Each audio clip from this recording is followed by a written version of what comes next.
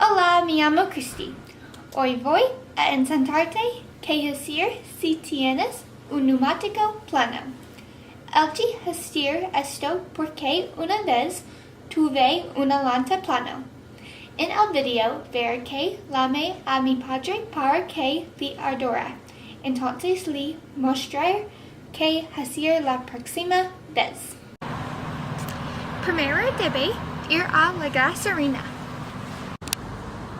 La gasolina tendrá para su neumático. Destornilla la tapa de la varilla.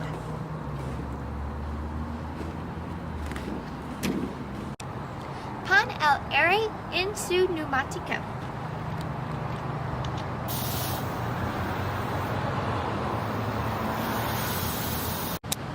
Siguiente llama a tu padre o alguien que pueda ayudarte.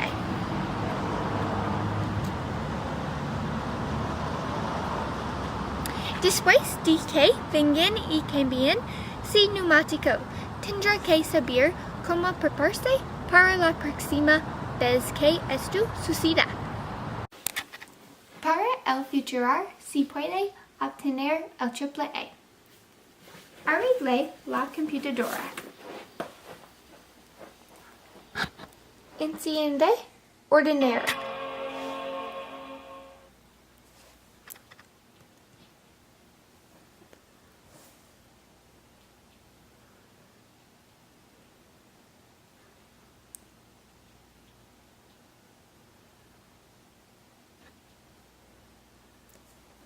Vaya a navegador web.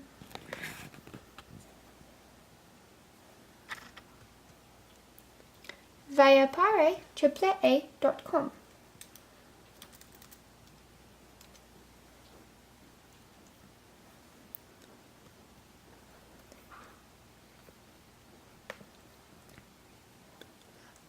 Haga clic unirse.